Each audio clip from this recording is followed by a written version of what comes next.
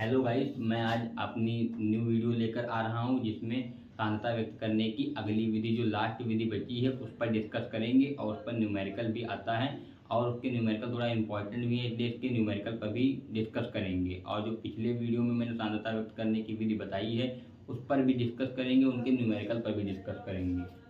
तो सबसे पहले देखिए मूल प्रभाज। हमारा मूल प्रभाज होता क्या है? मूल प्रभाज मतलब मोल और प्रभाज मतलब बचना, मोलों का बचना। अब हम इसकी डिफिनेशन पहले समझेंगे। विलयन में किसी एक घटक के मोलों की संख्या तथा सभी घटकों के मोलों की संख्या के अनुपात को मूल प्रभाज कहते हैं। तो हम लोग पहले विलयन समझते हैं। विलयन हमारा दो चीज़ों से मिलकर बना होता है, पहला तो विलय है और दूसरा विलायक। विलय और विलायक जब आपस में मिलते हैं तो हमारा एक विलयन तैयार होता है। तो उसी विलयन में इन्होंने बताया है कि किसी एक घटक मतलब एक घटक जैसे विलय हो सकता है या विलायक, दूसरा घटक मतलब सभी घटकों के मूलों की संख्या, मतलब विलय के मूलों की संख्या तो प्लस विलायक के मूलों की संख्या के अनुपात को मूल प्रभाज कहते हैं। यहाँ से देखते हैं, देखिए माना विलय के मूल स्मॉल एन है, विलायक के मूल कैपिटल एन है। विलय का मूल प्रभाज x बराबर होगा स्मॉल एन बटे small N plus capital N, मतलब जिसका निकालना होगा उसका उसके मूल ऊपर और टोटल मूल नीचे। इसका विलायक का निकालना तो कैपिटल एन ऊपर और टोटल नीचे रहता। और इन दोनों का अगर न्यूमेरिकल लगाएंगे तो देख लेंगे कि दोनों का योग एक आ रहा है, अगर तो आपका न्यूमेरिकल बिल्कुल सही है, अन्यथा गलत है।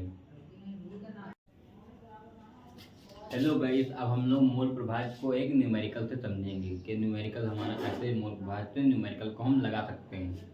तो देखिए पहले न्यूमेरिकल हमारा क्या है, 46 ग्राम एथिल अल्कोहल को 90 ग्राम जल में घोलकर एक विलयन बनाया गया। विलयन में दोनों के मूल प्रभाज की गणना, मतलब विलय के मूल प्रभाज और विलायक दोनों के मूल प्रभाज की गणना करनी। तो सबसे पहले क्या करना होता है, इसमें जो हमारा विलय होता है, विलय मतलब जो कम मात्रा में होता है वो विलय होता है, जो अधिक मात्रा में होता है वो हमारा विलायक होता है। जो कम मात्रा में होता है वो विलय और जो अधिक मात्रा में वो विलायक होता है।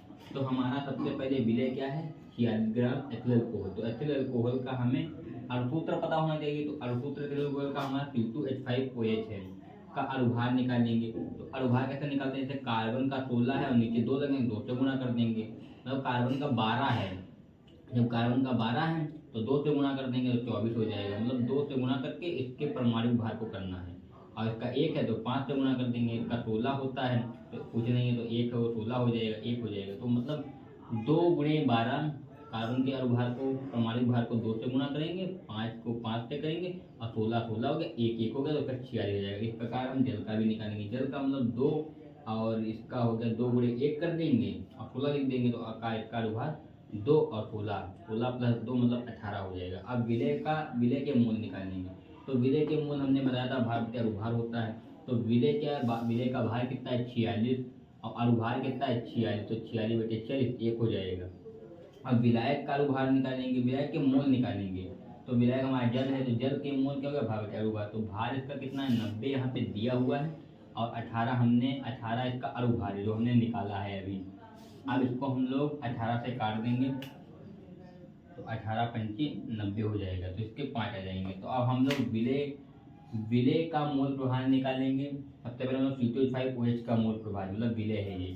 तो x बराबर स्मॉल में जिसका निकालना होता है उसके मूल ऊपर रहते हैं, जिसका निकालना होता है उसके मूल ऊपर और जिसका और टोटल मूल नीचे रहते हैं। तो इसका निकालना है C2H5OH का, तो इसके मूल ऊपर और टोटल मूल नीचे। तो 1/6 इसको भाग करेंगे तो 0.16 आ जाएगा हमारा। और फिर उसके बाद जल का मूल प्रभाज निकालेंगे y बराबर, तो जिसका निकालना होता है उसका ऊपर। तो निकालना किसका है, जल का, जल के मूल ऊपर और टोटल मूल नीचे रहेंगे। तो 5/1 प्लस 5, 5/6 बराबर 0.83 आ जाएगा। अब देख लेंगे हमारा न्यूमेरिकल सही है या गलत। तो x प्लस वाई मतलब मैंने बताया था आपको कि 1 होना चाहिए, तो हमने 0.16 प्लस 0.83 जोड़ा तो 0.99 आ रहा है, एक्यूरेट नहीं आ रहा है, फिर तो 1 के बराबर ही आ रहा है। तो इसका मतलब हमारा न्यूमेरिकल बिल्कुल सही है।